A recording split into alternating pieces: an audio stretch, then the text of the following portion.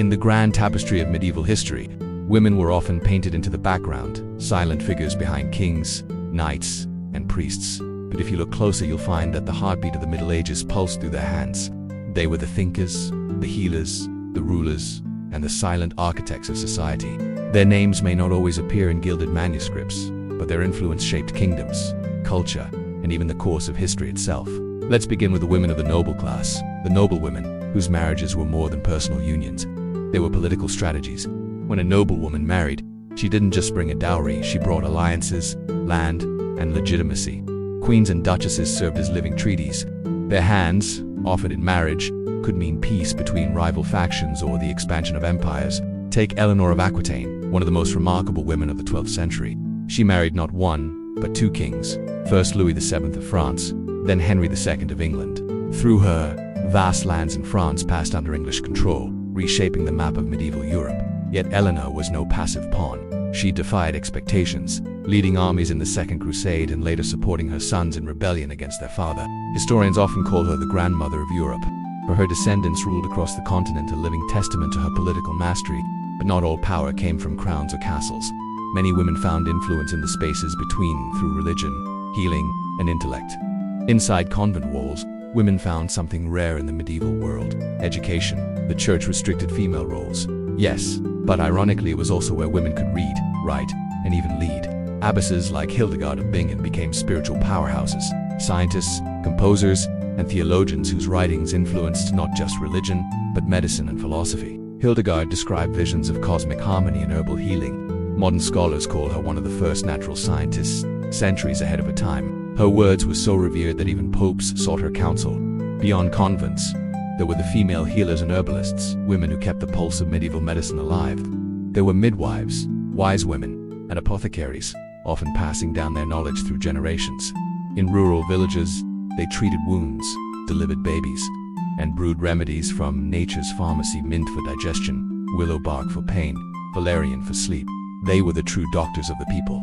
Yet, their wisdom was also feared.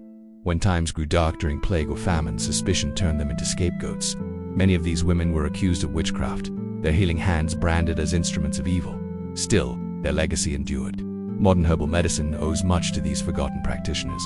Their quiet resilience kept knowledge alive when universities dominated by men closed their doors to women. Meanwhile, women in trades and crafts formed the backbone of the medieval economy. In bustling towns like Florence, Paris, and London, widows often took over their late husbands' workshops. They managed apprentices, handled business contracts, and became master artisans in their own right. Historical records from guilds show female names hidden behind Latin titles Domina or UXR, proof that women worked in textile production, brewing, baking, and one famous example is Christine de Pizan, the first professional female writer in Europe. After being widowed at 25, she supported her family through her pen, something nearly unheard of for a woman at the time. Her masterpiece, The Book of the City of Ladies, was a powerful defense of women's intelligence and virtue. In it, she imagined a symbolic city built entirely by and for women, a place where their achievements would never again be erased by male historians. In many ways, Christine was centuries ahead of feminism, challenging stereotypes long before the word even existed. But even among peasants, the largest class of medieval society, women played indispensable roles. They labored beside men in the fields, tended livestock, brewed ale, and ran markets. In a world where survival depended on cooperation, women's labor literally kept villages alive. Some even became small-scale entrepreneurs. Records from 13th century England show female brewers called alewives dominating local markets before beer production was industrialized. Yet as the trade grew profitable, men pushed them out. Their story reflects a recurring theme. Whenever women's work gained value, society found ways to exclude them. Even in war, women refused to remain spectators. During the 100 Years' War, Joan of Arc, a peasant girl from Domremy, claimed divine visions urging her to save France. At just 17, she led armies, inspired soldiers, and turned the tide of battle.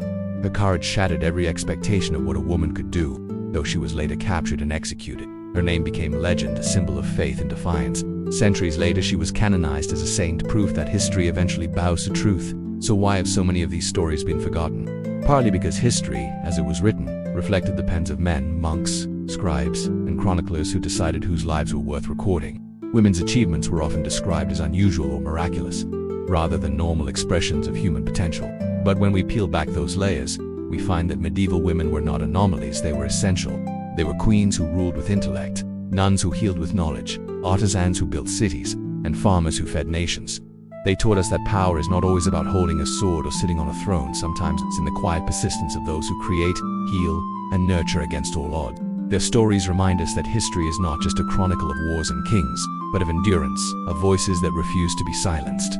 Today, historians and archaeologists continue uncovering traces of these women, from manuscripts written by nuns to artifacts made by female craftspeople. Every discovery rewrites the narrative, giving these women the recognition they have long deserved. So the next time you imagine the medieval world, don't picture only knights and castles. Picture Eleanor's strategic mind, Hildegard's healing hands, Christine's defiant pen, and Joan's unbreakable spirit.